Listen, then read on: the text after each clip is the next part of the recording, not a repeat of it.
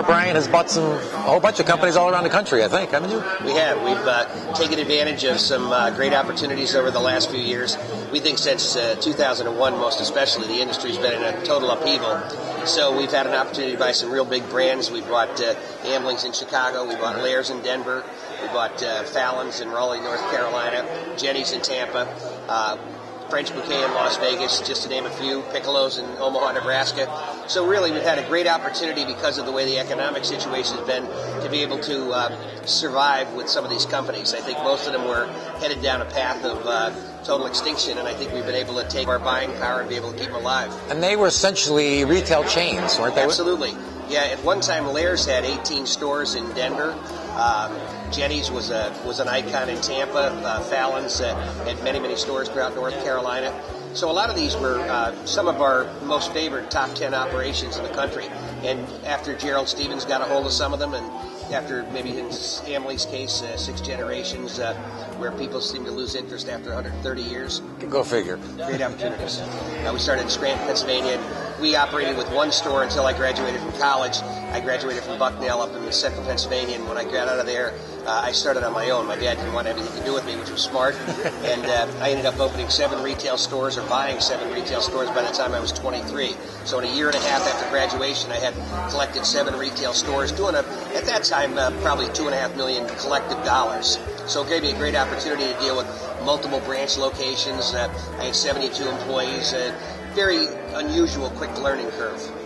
And now you have a wholesaler associated, I think? We do. We have Associated in Denver, which was part of the Lair's acquisition. Oh, okay. It was an unusual acquisition because Lair's is one of the few retail operations that had a decent-sized wholesale company.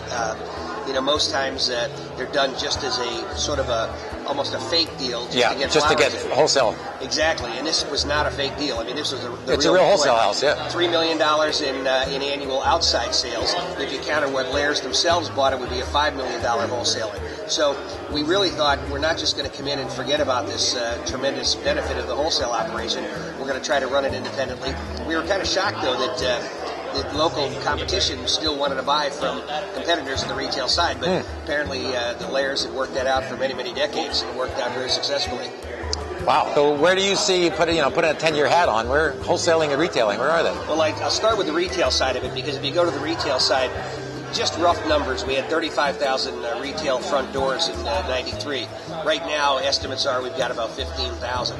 So if you look at a declination of 55% of that, and you look at wholesale houses that are down somewhere from a high in that year of 93 from 1,100, maybe down to somewhere around 750 right now. At that particular point, you start saying, what's happening? The population's increased 16% in the last 20 years, and we've lost 55% of our retail storefronts, and we've lost some 30% of our great wholesale operations. But I do think it's time for us to regroup. I think sometimes the harder the ball hits the ground, the higher the ball's going to be able to bounce. And I think we're at that point now. The force of the ball hitting the ground is going to make us reinvent ourselves and come back stronger and better than ever. We're going to be a new look. I mean, we don't know what the answers are yet, but we do know that we've got great distribution channels. We've got better product. And it was interesting attending that meeting earlier today and having Murray talk from Miami about his enthusiasm after 50 years. The product's never been better. Never.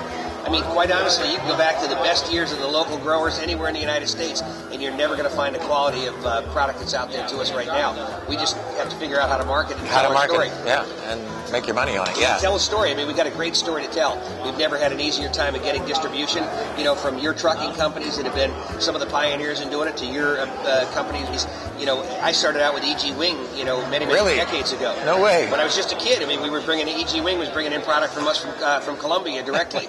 Which was, dates back a long time. I was there with E.G. Wing. Back in '78, I moved there. So when I look back at the, at the way the industry is moving, all of us have been questioning is whether it's moving in the right direction. I can tell you from a consumer standpoint, consumers have never had flowers that are more varieties, more colors, longer lasting. So we really have a story to tell. My father used to say, if you have a carnation, you buy it for $1, and it lasts for 6 days, it's cost you 17 cents a day. If that same carnation lasts you for 15 days, it's cost you 6 cents a day. And I think today we're at the point where they're 6 cents a day because everything's lasting better. The whole distribution system has worked out so successfully.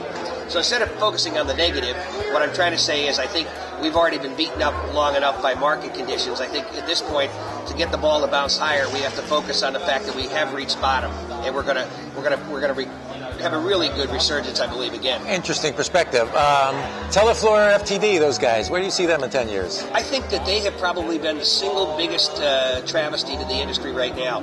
And I don't mean individually, but collectively, those three groups have probably done more to destroy the fabric of the retail flower shop, which has then in turn destroyed the wholesaler. One of the problems that I've said continuously is once Teleflora FTD got a hold of the credit card processing, they controlled all the dollars. Yep. Once they started to control the dollars, they were also able to start controlling the selling with their petals and stems, petals and bunches, or whatever the heck stems they had. And bunches, yeah. Stems and bunches. They now took the local wholesaler, who was already, suffering from great delinquencies in the industry, and they said, hey, guess what? Not only are you never going to get paid the money you're owed, but you're also never going to be able to sell to these guys again, because the only buddy that's got the upper hand on him is us, because we have the credit cards. Yep, it's all about the... 3 years ago, I told your brother, I said, if he was going in as president of Wolf's, I said, if I had any suggestion I would do, is to take the Wolf's Group and let Wolf's start processing credit cards like Teleflora does for the individual retail florist. Wow. Because, to be totally honest with you, the local wholesale florist can do it far better than Teleflora and FTD can, because they may be able to buy the cut flowers from Teleflora, but they got to wait till next day. The local wholesaler, who's got a great service chain, they've got all the different assembled products they need, from the Oasis to the Sahara, you name it, they've got it all. Yeah. So what I'm saying is the simple thing, like the credit card thing that's been taken over by the wire services you mentioned, has been one of the main destructions of even the wholesale business, in my opinion. The other problem is that as more retail florists have gone way above what I consider as a safe haven, which is 10% incoming work. A lot of stores I talk to, Willie, are doing 60%, 40% incoming work. There's no way that you can have 30% discounted work and think that you're going to make money. Yeah. Nobody in the industry makes 30% to begin with. That's a big illusion. So you're doing it for exercise. As long as you can control it to a number less than 10% on your incoming work, and I should say that collectively the wire services have destroyed the businesses. I think every flower shop needs one wire service, and that's it. Just one. The problem today is everybody's so afraid, the retail side, to give up one of those three. One of the three, yes, or any of the three. We're now America's largest brick and mortar operation. We belong to only one wire service. So I'm not saying that that the wire service I've chosen is the best. I'm just saying that we live by what we tell people to do. I could get hundreds and hundreds of thousands, probably millions of dollars of incoming work if I wanted to by joining those other two services. Sure. I don't belong. Well, you made an interesting comment inside the meeting there, the fact that recruiting young people in this industry is difficult. I saw that firsthand here in Miami, trying to recruit people. It's a little easier here because it's really just a sales job. It's a telemarketing job. But when you say that the average age of your employees, however many, 400 employees, is 73? I was kidding about the 73, but I would honestly tell you that we're somewhere in the high 50s. Wow. All of our top managers right now are in their early to mid 60s. I was telling you kiddingly, but truthfully, we had an 86-year-old lady just retired from our design crew in Tampa.